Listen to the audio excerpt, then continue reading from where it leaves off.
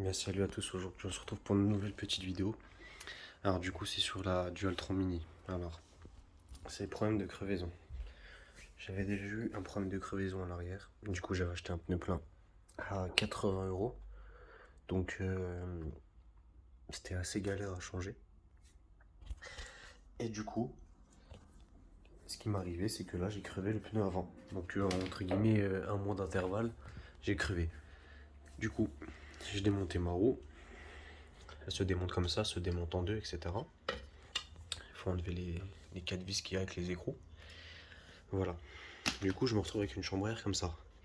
Et ce que j'ai pu constater dans toutes les trottinettes que j'ai eues, c'est qu'en fait, de toute façon, ils le disent aussi sur internet, c'est qu'en fait, là, comme vous pouvez voir, j'ai crevé sur le côté de ma chambre à air en fait. Et c'est l'endroit le plus abîmé à chaque fois. Parce que c'est des pneus qui ne sont pas de qualité de base. Parce qu'en fait, les pneus à l'intérieur, il y a des petits filets, petits morceaux de ferraille qui peuvent dépasser et qui fait un frottement sur la chambre à air. Du coup, tout le contour, et bah ça mange la chambre à air en fait. Voilà. En plus, j'ai bien galéré à mettre la rustine parce que j'en ai mis. C'est la troisième que je mets parce que les deux autres elles ont pas tenu. Donc voilà. Donc moi, petite astuce avant de changer de pneu quoi que ce soit ou d'envisager quelque chose d'autre. Bah déjà d'une, j'ai pas envie de mettre de pneus pleins à l'avant parce que les suspensions elles vont morfler et puis après c'est trop dur et puis les pneus pleins ils adhèrent pas grand chose je trouve.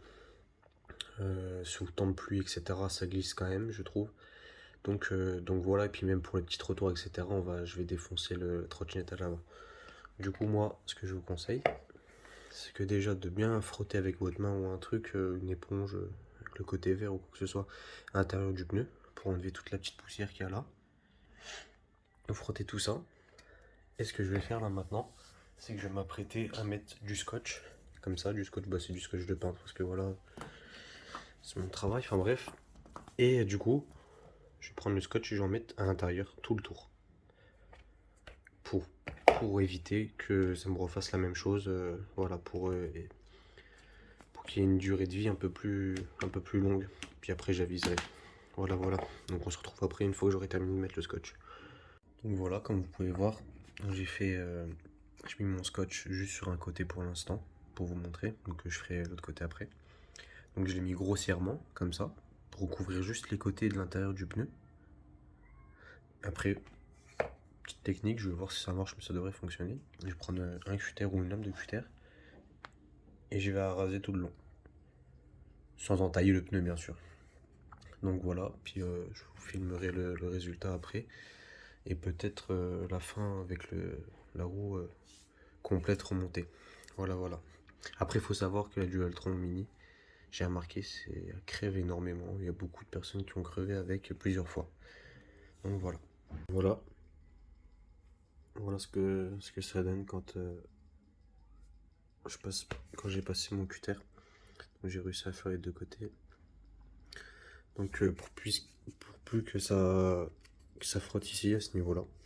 Donc voilà. En tout cas, je tenais à remercier aussi vos abonnés. Ça me fait très plaisir, ça aide ma chaîne à évoluer à petits pas. Donc ça me fait vraiment plaisir. Du coup, on se retrouve pour la fin quand j'aurai remonté ma roue. Du coup, juste comme ça, il va falloir que je prenne cette partie-là. Ça c'est le petit atout entre guillemets. Est-ce que c'est plus facile qu'une roue normale? Je sais pas. Bah je pense que si. Donc en fait, il va falloir que je mette ma jante comme ça, que je mette mon pneu, ma chambre à air. Et je vais commencer par la jante trouée, bien sûr, où on met la valve. Donc voilà, on se retrouve après. Bon bah voilà, j'ai remonté mon pneu avec ma chambre à air. Donc normalement ça devrait aller, ça devrait le faire. Donc voilà, merci d'avoir regardé la vidéo et je vous dis à la prochaine. Allez, ciao.